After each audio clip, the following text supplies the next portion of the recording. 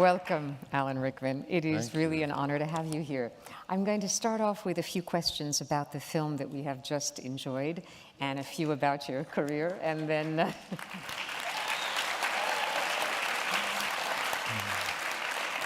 and then, of course, we will take a few from the audience as well. I know you directed one film before this. I mentioned The Winter Guest. Here, I would not have necessarily expected this will be an Alan Rickman film. Can you tell us about how this came to you? I know that you share the screenplay credit with Alison Deegan, a first-time screenwriter who's an actress, and Jeremy Brock, who had written screenplays like Mrs. Brown. But at what point did you say, this speaks to me, and why? Well, unfortunately, I don't think you can have an accurate screenplay, a screenplay credit, which should read screenplay by Alison Deegan, interfered with by Alan Rickman and Jeremy Brock. That would be more accurate, and that's the truth. Alice, it is her first screenplay, and somewhere along the line, in the way of things, it kind of needed a couple of structural engineers, I suppose, and people with an eye on the budget. But it landed through my letterbox one day, all 180 pages of it. And as I've talked about this before, so I'm not being disloyal to her, Alison is dyslexic. So it was 180 pages of a script with almost no punctuation, except a comma after every 3 words. So, it took a while to read it, but I kind of, like all good scripts, you're hooked by about page 4. I think somebody's probably said this is a classic way of knowing that it's a film you're going to be involved in. You keep turning the pages. And she's extremely Irish, and I knew her and know her husband quite well, who's Sebastian Barry, who's a wonderful novelist and playwright. And so writing's absolutely in the household. And I think what happened was once her kids were kind of grown up, she thought, well, I'm not acting at the moment, and I'm just going to sit down and write. And she really knows her stuff about the court of Louis XIV. So not only did it have a kind of veracity to it, and also a real beauty to the language, because it's slightly off the ground, in the same way as Beckett is Beckett, partly because he's Irish, or maybe largely because he's Irish. There's a use of English that is very special. But also because she'd taken a period of history that we all think we know something about, or at least we have preconceptions. I'm sure most of you know this, but, okay, there's a Louis XIV, there's a Versailles, there's a Lenotre who designed the gardens. There absolutely is not a woman landscape gardener. And this, in many ways, is Alison's point. Why not? And where are the modern parallels to a situation of a male-dominated world where a woman would not and could not have had a profession like that? There were women were cooking, cleaning, sewing at one level of society, or standing about looking gorgeous at the other level of society and getting dumped as soon as they weren't quite so gorgeous anymore. So. And I really admired the way she'd made a real world that was half fantasy, half reality. Hence the opening coy title, This Much at Least is True, because I think you open up right away the question of how much of this has a historical accuracy and how much of this is a license that we are going to take with great skill and imagination. Now, partly because you also are playing Louis XIV, it leads me to ask what I hope isn't a silly question, but to what extent is a director like a king? In other words, to what extent did you feel that you could organize this world as if the crew, were your people in court, or is this a ludicrous parallel? Well, it was never my idea to play the part. That much is true. It became a kind of economic necessity, and anybody that knows anything about, you know, there's one actor there that didn't have to be paid on the call sheet. So once I'd accepted it or been pushed into it by the producers, you're grateful for the fact that he's not in every scene. And it is true to say that at some point I thought, well, actually, you know, there's something here that makes it a little less difficult than it might be, which is whatever is the look in the eye of a director on the set, you know, ever watchful and seeing everything, is probably useful for Louis XIV. But there the resemblance ends because because I am an actor, I approach the film set and my fellow actors as a much more democratic process than perhaps a despot or a Deus Ex Machina or a Sun King might. So yeah, I hope that I'm certainly aware of the fact that somebody said to me this, that, you know, making a film is like going to war, and it's sort of true. And you are the head of the cavalry, but you know, you look behind you and there's this fantastic infantry. Mm. And the great thing about a film crew is that they're all experts. They all know so much about their jobs, and none of them ever challenge you. Almost to a fault, really, because I had to say to the first AD, Jack Ravenscroft, I said, if you ever see me about to make a really dumb decision, you must tell me. And I think he found it really difficult to do that, because not in their DNA at all. Mm. So hopefully it was not a Louis XIV experience for the crew. Well, if anything, on second viewing tonight, I felt that you as a director might in fact have identified to some extent more with either Sabine or Le Nôtre than Louis XIV. And I say this because when you introduce the characters, and I love your introduction of each in 3 consecutive scenes, Le Nôtre is the one whose eye has a close-up behind that little lens because he's surveying the landscape, but it's like what a director does. And then Sabine is introduced very creatively with her colored crayons, and she's the one who we see working from a blueprint, but then improvising. And it struck me that Le Nôtre and Sabine are like 2 halves of a really good filmmaker. And did you feel that, you know, you were in some sense identifying with those characters? If I ever find myself talking to young actors now, I always find myself talking about the fact that discipline and freedom are 2 sides of the same coin, and you can't have one without the other. You can't be really free unless it's supported by real discipline, and the other way around. And the film is called A Little Chaos because it's the other side of a lot of order. And, you know, they don't make sense without each other. You don't have chaos unless it's in destroying some order. And so somewhere in there is some sort of definition of what it is to make a piece of art, I think. Even with the line, chaos must conform to budget, which I think Le Nôtre says at one point, which I think is probably the self-conscious line that many filmmakers are dogged by.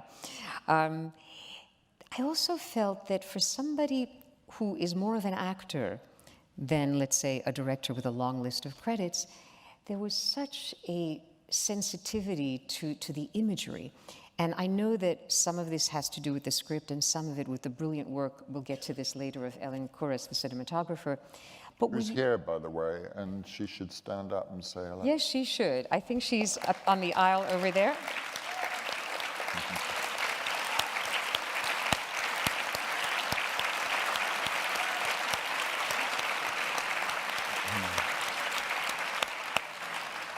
I won't go into a long list of her credits, but she already shot Kate Winslet in Eternal Sunshine of the Spotless Mind, among other films that she has made.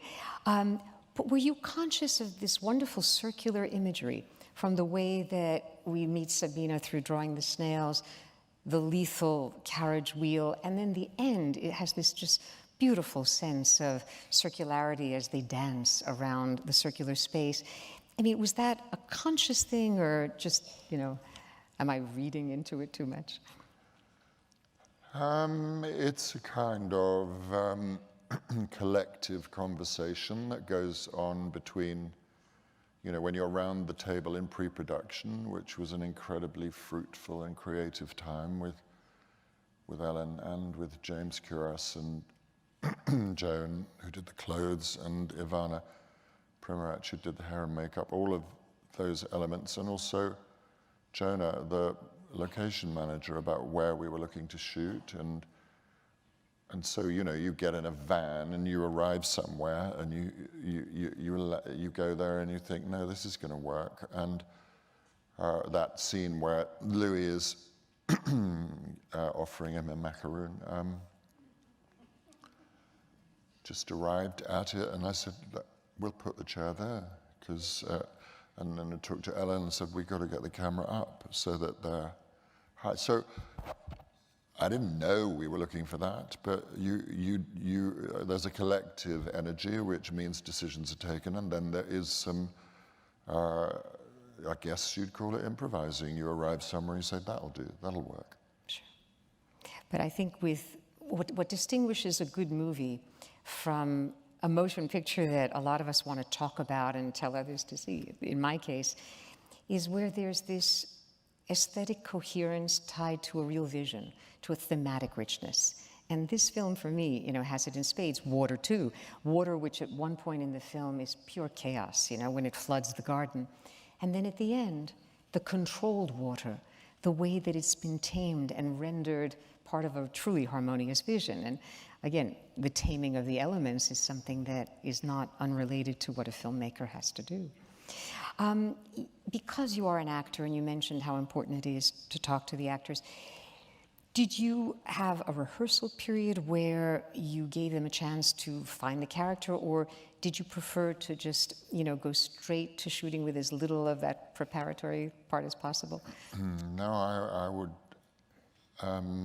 Well, I wouldn't say I would always. I think it depends on the piece of work, but certainly with this one, I didn't have to fight too hard, but it does have to be budgeted, and I think I got about 10 days rehearsal. It's heightened language. You need to make sure that everybody is feeling the rhythms of Alison's writing, and it helps to just be sitting around a table with just the script, the director, and the actors. And in terms of your actors, I must say, this audience has met Kate Winslet on the stage before, and I think many of us are profound fans, and we adore Stanley Tucci, and I was wondering if you could talk a little about how you cast him as the flamboyant brother of the king. Well, Stanley he's a good friend, and we'd worked together before, and he just kept insisting on wanting to read it, so. And so in the end, I don't know, an instinct or something lands with everybody. With Kate, it was really about that when we were ready to shoot the film and we'd sort of got the finance and we'd steered ourselves towards a starting point. And it had taken a few years because I wasn't free to direct a film. Certainly when I started, she wasn't the right age to play it. You've got to have somebody in their mid to late 30s to play that part. And so serendipity meant that when we were all ready, she was the right age. And then Matthias arrived on the scene with Rust and Bone, and it's a tough balancing act, Kate's energy, and in this film specifically because she's playing a strong, independent woman, and it allows her, and I hope she won't mind this, to play the masculine side that she has, and that's a strength of hers. it was a question, as far as I was concerned, of finding an actor who's not afraid to play his feminine side. And then I think that becomes sexy. And that he's patient, and that she's got a huge backlog of past life to unload before they can come together, and he's got to come to terms with that. It's very difficult to find that. And then again, I think it's serendipity. In fact, I was filming in Belgium, and his name had been mentioned, and I'd seen Rust and Bone. He's wonderful in it. If you haven't seen that film, it's a wonderful film. And I thought, well, yeah, but he's Belgian. This is not going to work. These people are all French, but they're going to be speaking English. There's got to be some continuity here. So, I mean, I knew Stanley could do it with a bit of hammering over the head. But And a bit of ham, too. So thank God for something I never normally go near called social media. And I hit YouTube, Matthias Skernetz, and there he was in LA giving an interview in perfect English about Rust and Bone, but with an American accent. So we just had to iron that out. And Yeah, it works. so I don't know, it's somewhere in there, you just kind of felt, you say, okay, Stanley, come on, let's do it. And it was great that it had that sort of somewhat anarchic energy coming in. You know, there is a whole film to be made about that character, and Stanley is one of the people who lost quite a bit of material along the way. If you look at paintings of Monsieur, as he's called, often he's wearing a dress. And what his wife, you know, he and his wife did have like 4 kids, and he was a great fighter at war, although the line that's been cut from the film, sadly, is his wife saying, but he arrives a bit late because he has a lot of dressing to do. The two of you were hilarious in a film that kind of I missed when it was released, but I saw it in preparation for tonight, Gambit, which it was a remake, and it was directed by Michael Hoffman, who was our guest a few years ago, from a script by the Coen brothers.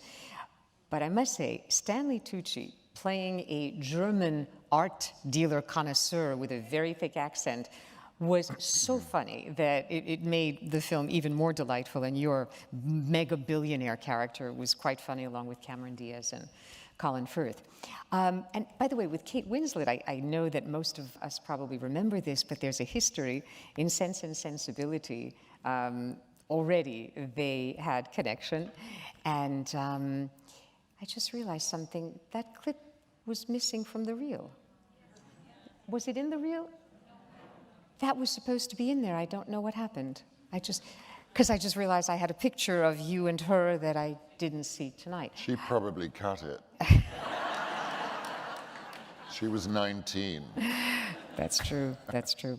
And this kind of leads me into another question, because one of the scenes in the film that moved me most deeply was the introduction of Sabine to the woman of the court. Because when she was approaching the women, I thought, oh, these vain and narcissistic people. Yeah, self-absorbed.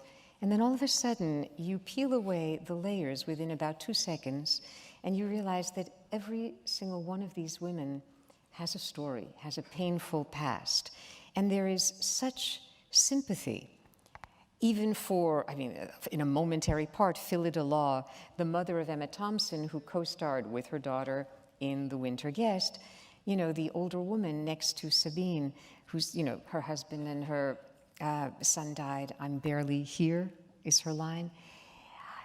I'm just kind of interested in the question, was this merely in the script? Or I think I'm feeling in the whole film, and actually in your other work, The Winter Guest too, a real sympathy for female characters, both young and old, both strong and frail. Where does that come from?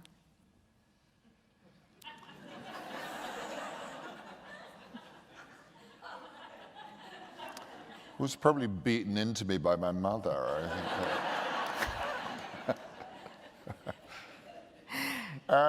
I don't know. I've directed 2 films. They happen both to have been written by women. I didn't write either of them.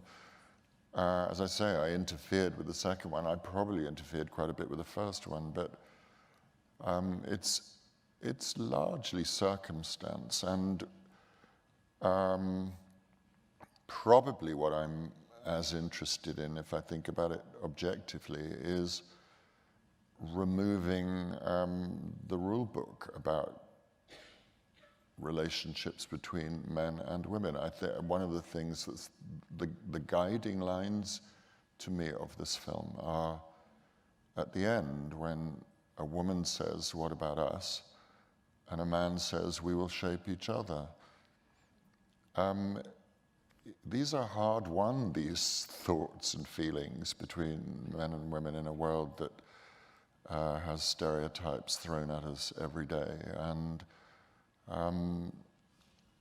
indeed the scene with the women, they have to be locked away in a room of their own before they can talk about real stuff. The rest of the time they move like an army in front of a wall of men and then fall to the floor.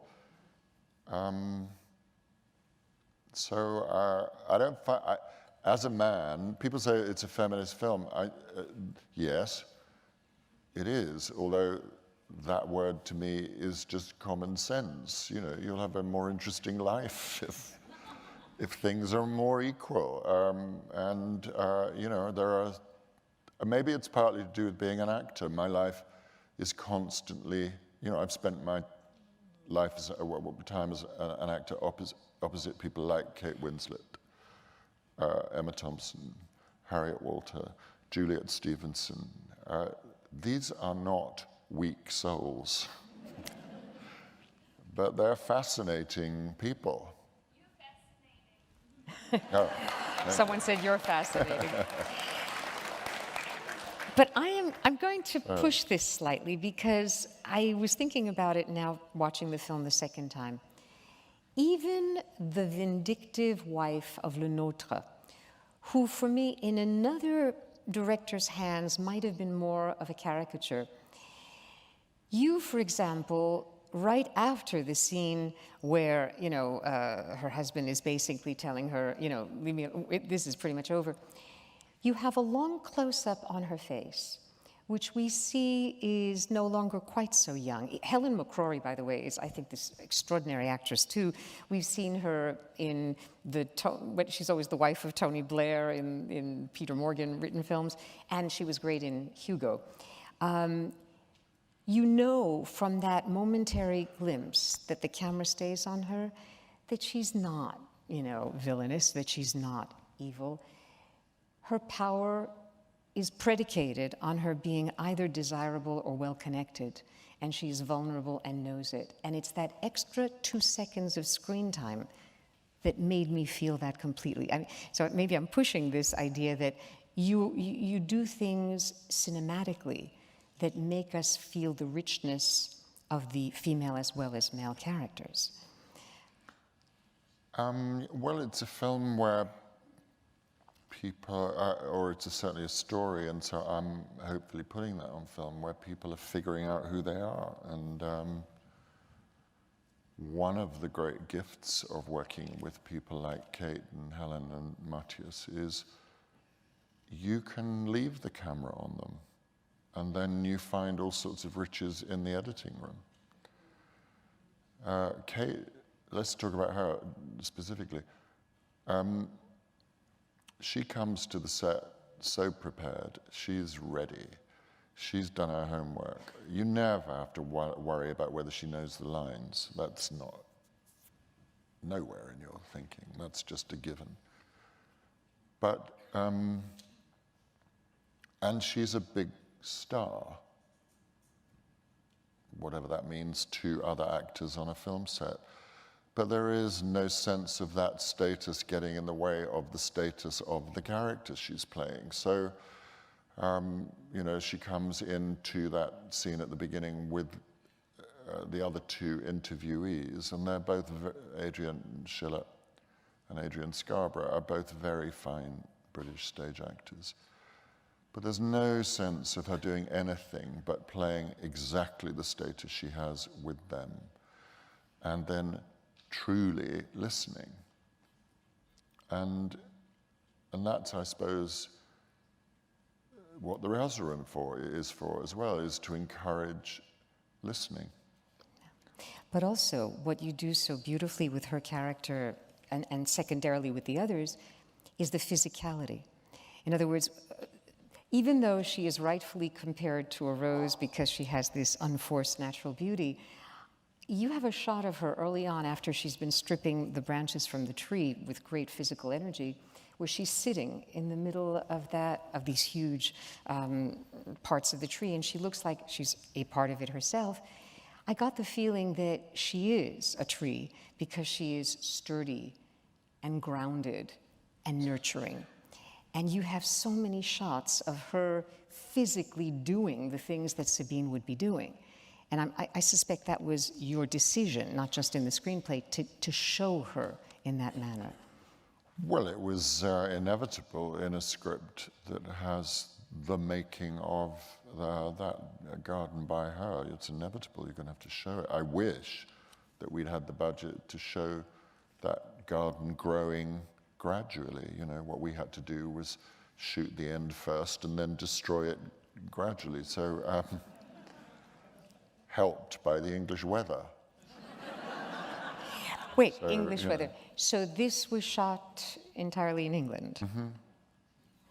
Fooled me. See, the first time I saw the film, I was convinced that you had shot at Versailles, and I thought, how in the world did they get permission? But obviously, I'm a very impressionable moviegoer. So you chose to shoot entirely in England, and also on 35 millimeter? On film, yeah. Yeah, that was, well, Ellen, do you want to talk about that? No? Yeah, it certainly looks extraordinary. Why England and not France at all? Budget. Sorry. You know, traveling them all over there. But also, Versailles at the time of the film was covered in scaffolding, you know, not just the interior that we did for one of the scenes where he's walking through, but the outside. So we're not going to be able to do that. And then I always knew that at some point we were going to have to come above Versailles. And yeah, you're quite right. You're not allowed to have a helicopter anywhere near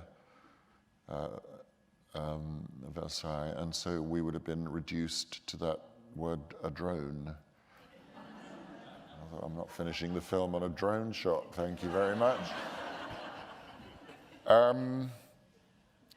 And then what you discover, thanks to your great location manager, is that not only has England thieved the Elgin marbles, but we've also pinched quite a few genuine French 17th century interiors. And one of them's in Waddesdon Manor, and that's where the rose gets passed over to the king. So that's all genuine French stuff in the room. Cliveden, which is now a hotel. You can all go and stay there.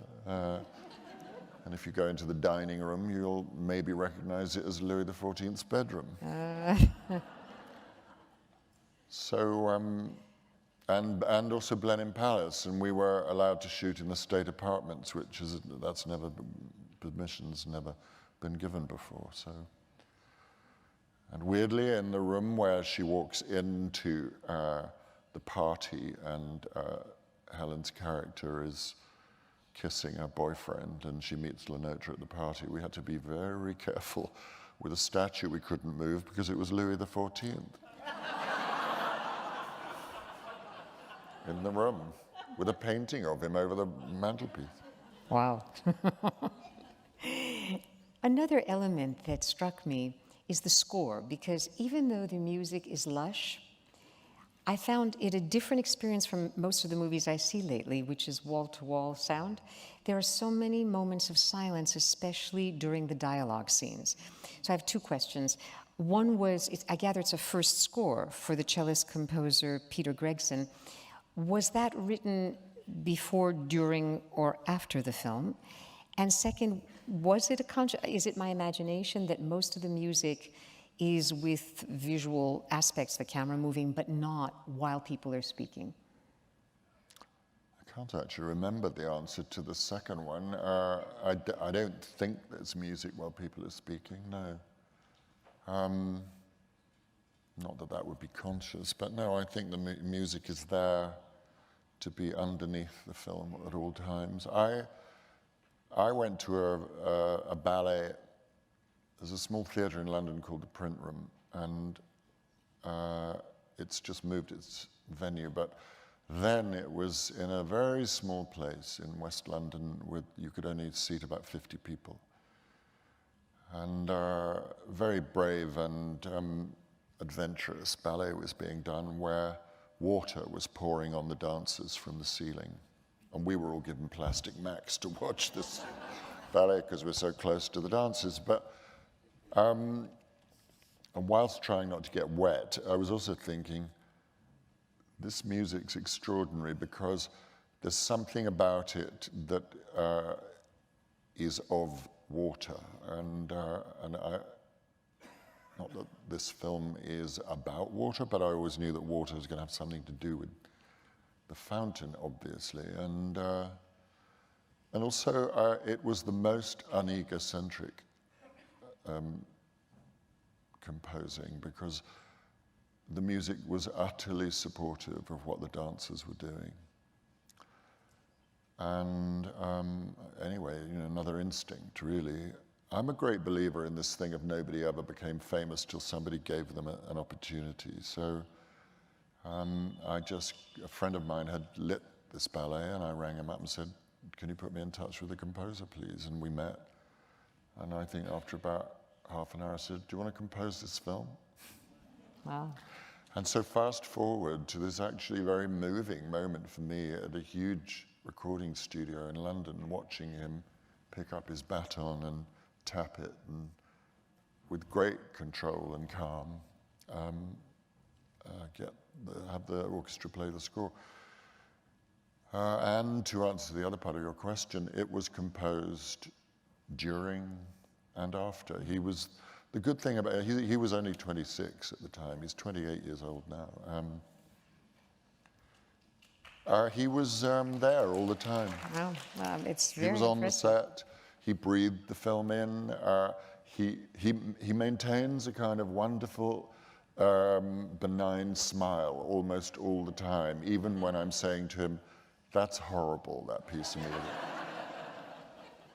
That's completely not going to work. And he's toiled the whole weekend over it. Okay, and goes away. Well, the question of music just reminds me, because we showed a clip from Sweeney Todd, that you have manifested a bit of musical talent yourself, because we showed the duet that you do with Johnny Depp. You sing quite well, it would appear. I mean, is music part of your life, or? Well, in the bathroom, like everybody else. I think that, I've often said that one of the most challenging sentences I've ever heard in my life was, because we recorded that separately, so I never actually sang it with Johnny Depp.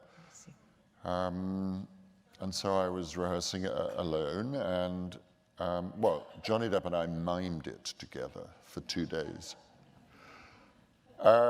But it was recorded. And then they got to balance the two voices, so it doesn't make any sense to record it together.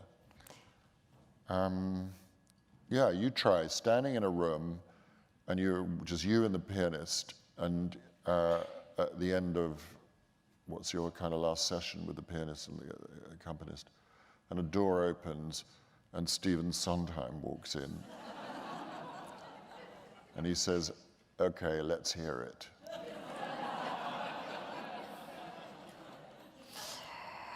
And even professional singers, I've heard them say that Sondheim's music is the hardest to sing. Oh, a nightmare. Yeah. There's a couple of notes in that where I just wanted to kill him.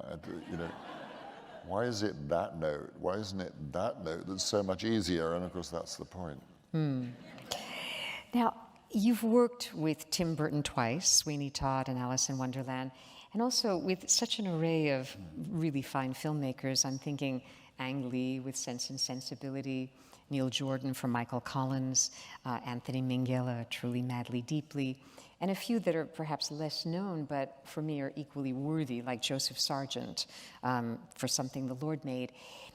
Were there particular directors from whom you learned a bit more to help you direct? All of them. Because as you go on, you realize that what makes them, and I've been very lucky, I've worked with some wonderful directors, but they have almost nothing in common with each other. And I guess that's the point. It's a singular eye. And you have to develop that. And also, as I absolutely learned from Anthony Minghella on his first film, because he gathered the cast and crew together and he said, on the first day, he said, I have one word, help. And also, as time goes on, you know that the most encouraging thing a director can say at any point when you ask them a question is to say, I don't know. That's actually quite reassuring, because it means you'll find out, together, and they've got the guts to say that. So, yeah, a lot of it's to thine own self be true, I think. Yeah. I think one of my former students put it nicely. He said, you have to have the courage of your confusion. There you go. Yeah. Yep. And I would be remiss if I didn't ask you a question. You are not the actor that would come to mind when I'd want to cast Ronald Reagan. So I was just curious. I thought your Ronald Reagan in Lee Daniels' The Butler was spot on, but that was just a very curious thing for me. And could you talk just a little about what it was like to prepare and do that? Well, you imagine, you're English, and there is no rehearsal. And you sit down on the set, and you're in the set of the Oval Room. And you've got prosthetics on and a wig and all of that. And a bit like Stephen Sondheim, and Lee Daniels says, okay, let's hear it. That's it. Well, you have to work at it. You have to figure out what you're going to do. How do you have to work it? Because how do I get this voice to be that voice? And then, it's a case of working with a brilliant dialect teacher called Tom Jones, which was interesting enough for me, but he is brilliant, and he very much took me around the architecture of the mouth and tongue muscles and how to produce that sound, and not to be a slavish copy either. No, I didn't feel that it was an imitation, but it caught something of the essence, and I guess it helps that Jane Fonda was pretty good as Nancy Reagan too. So the two of you worked. I also did want to ask one question about Something the Lord Made, because I have a feeling fewer people here know that film. I was very moved by it. And you did a wonderful job with a Southern accent, playing Dr. Alfred Blalock, and I think you received an Emmy nomination for that.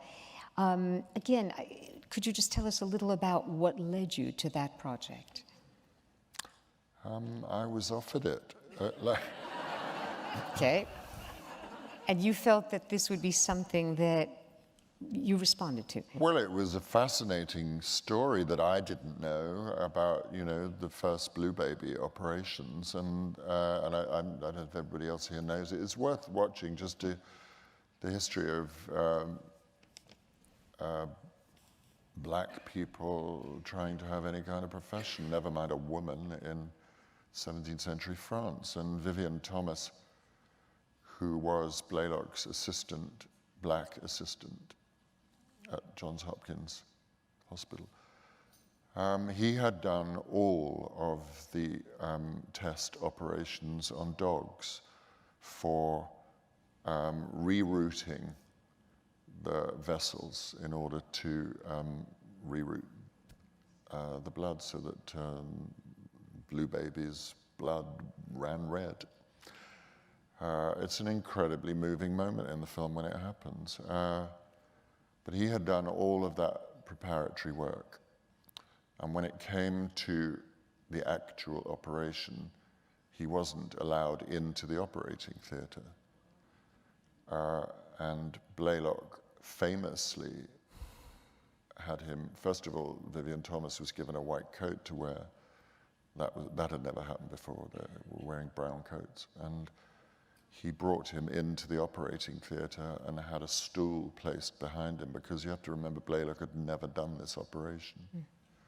He had a stool placed behind him, and Vivian Thomas stood on the stool and looked over Blaylock's shoulder as he was doing this incredibly delicate stitching. And you're talking about stitching two pieces of spaghetti together. I know so little about this world that the very first time I did the miming of this operation, I had this sort of needle and cotton, and I was going.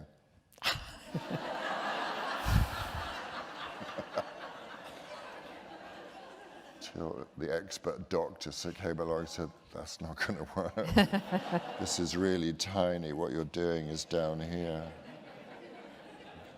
Sure. Okay.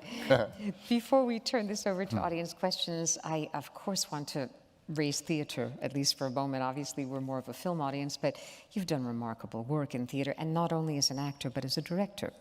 And I believe you even directed The Winter Guest on stage before doing it as a film. Mm-hmm.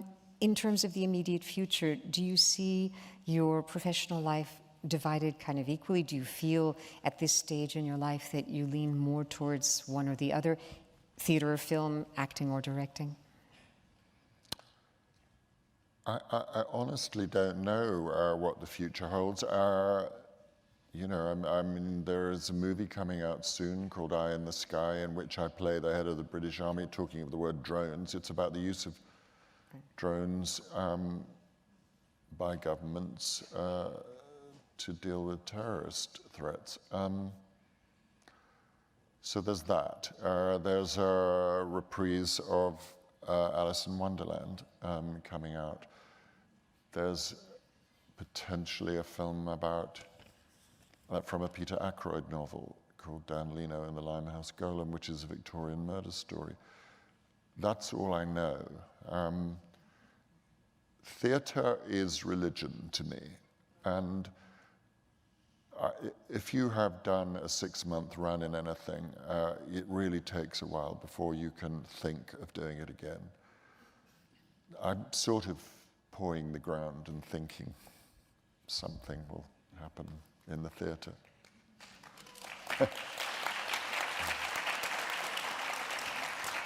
And would I be right to assume that the experience of directing A Little Chaos was gratifying enough that you do want to direct more films? Yeah, but I really, you know, Ellen was looking up Scorsese the other day on her iPhone, and she said he's got 15 films in development. I mean, I would not know how to live that kind of life. And I don't know how directors jump straight from one film to another. You know, it's a long process of it leaving you, I think, for me. So I don't know where another one enters in at the moment, but okay. I guess I'd better not hang about. We're going to raise the lights and we take a few, and I'll repeat the questions. There's a gentleman right here, then here, and then I'll go to the rest. Yes, sir. Hi, I'm a big fan. Thank you. I'm a big fan. Yeah, your movie is fantastic. I like Die Hard, Harry Potter, and especially I like you and Rowan Atkinson singing Love Actually. So, okay, my question, you didn't mention my favorite movie, Galaxy Quest. I didn't mention the favorite movie, Galaxy Quest. So, I was curious, always curious. You are always funny, little funny. So, like, even today, look at Harry Potter, so funny. I think you. a compliment about being very funny. My question is, do you play everything little funny on purpose or just your natural? Do you play the funny on purpose? Is it intentional or is it your natural humor coming to the fore?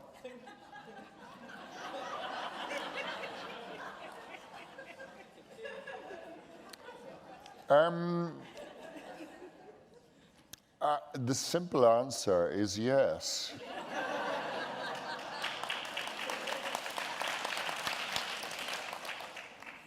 Because I think, but it's not about gags and it's not about making people laugh. It's just, I mean, I think I got some laughs when I played Hamlet. But hopefully that's the laughter of recognition, and people are funny, people are ridiculous, and then they're sad as well, and that's what makes them human beings. So it's not gags, but I hope you can making people smile is part of making them human.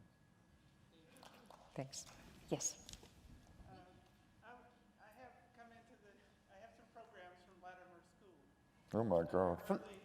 I have some programs from your early plays, Latimer Stool. Good grief.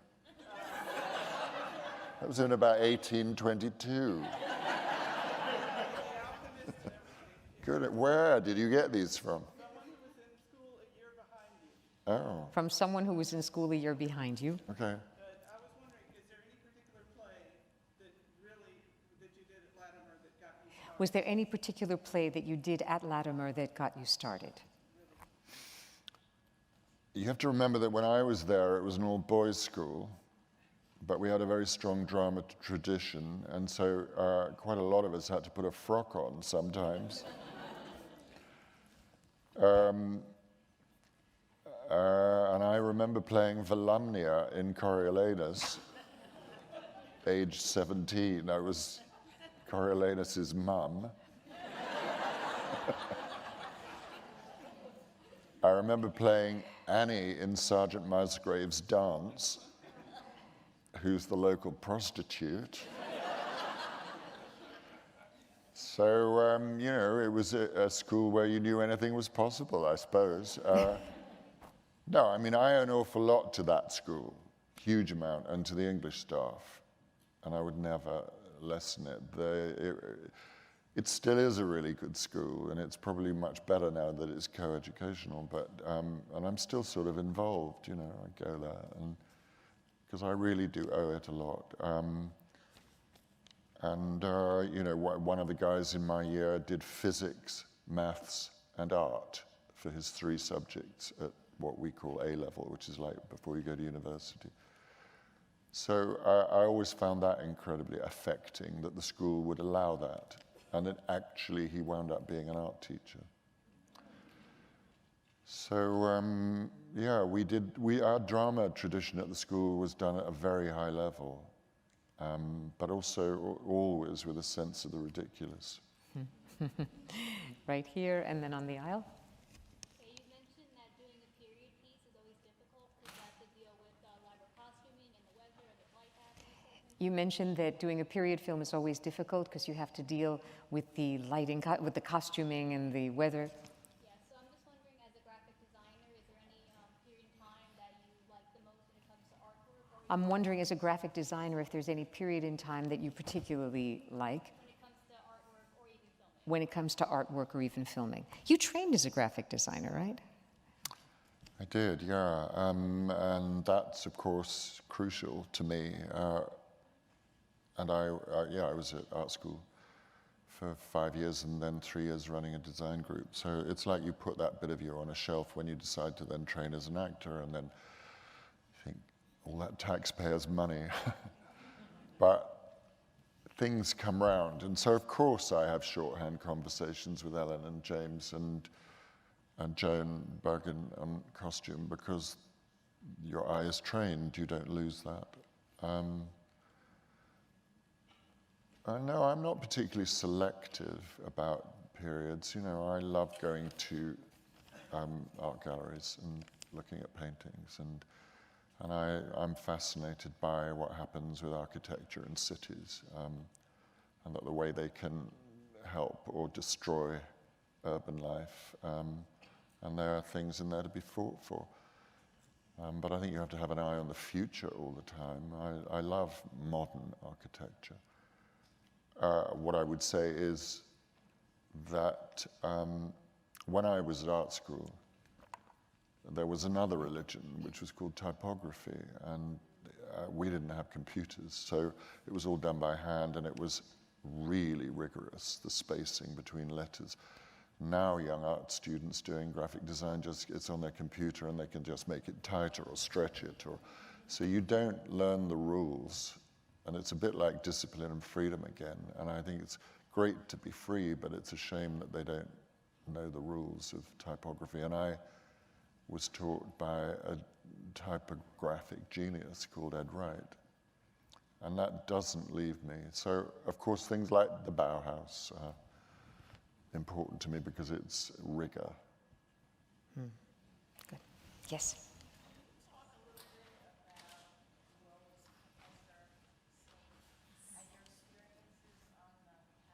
Oh, can you talk a little bit about your experiences on the Harry Potter films and your role?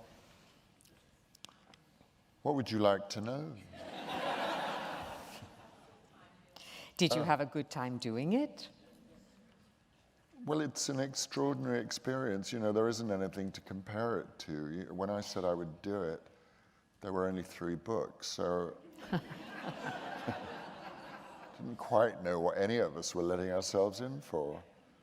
And to realize that, after the 3rd film, we sort of got it organized a bit so that I and the other adult characters were, on average, I suppose, I was doing 7 weeks a year on each film in a bunch, so that I had 45 weeks doing other things, you know, directing in the theater or being on stage 6 months here in New York in Private Lives, and making other movies like Sweeney Todd or Love Actually.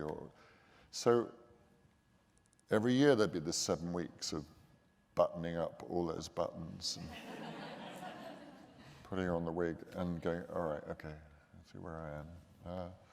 And meanwhile, not quite noticing that these 3 people had gone from 12 to 22. So I think I'm still trying to process that experience.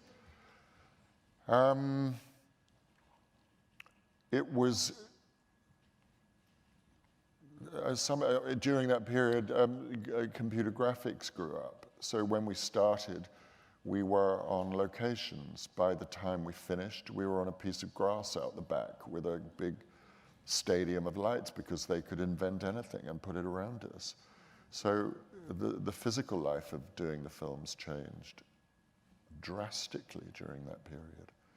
Never mind just watching them grow up, and you kind of thinking, I guess they've been through puberty somewhere here, and you can't quite treat them as 12-year-olds anymore. And fighting for process for them because, you know, whereas I was 7 weeks, they were 52 weeks. And so, you know, you were praying that they were having some sort of normal life. And it's a miracle that the 3 young actors came out of it sane. And in a way, they're all just like their characters. So that was, you know, it's sort of no accident that Emma winds up making a feminist speech at the UN. It was a unique experience, and I wouldn't have missed anything for it. And I'm proud of the fact that we all took it dead seriously. And, you know, there was no messing about. Well, there was a little bit. Yeah, we had to laugh sometimes. Mm-hmm. But there was a lot of work to be gotten through every day. But, you know, amazing work by Stuart Craig, the production designer. I never stopped being fascinated by picking up my wand and poking the wall just to check that it really was polystyrene because it looked like a real castle. Incredible skill sets around you everywhere. I think we have, the gentleman in the back had his hand up.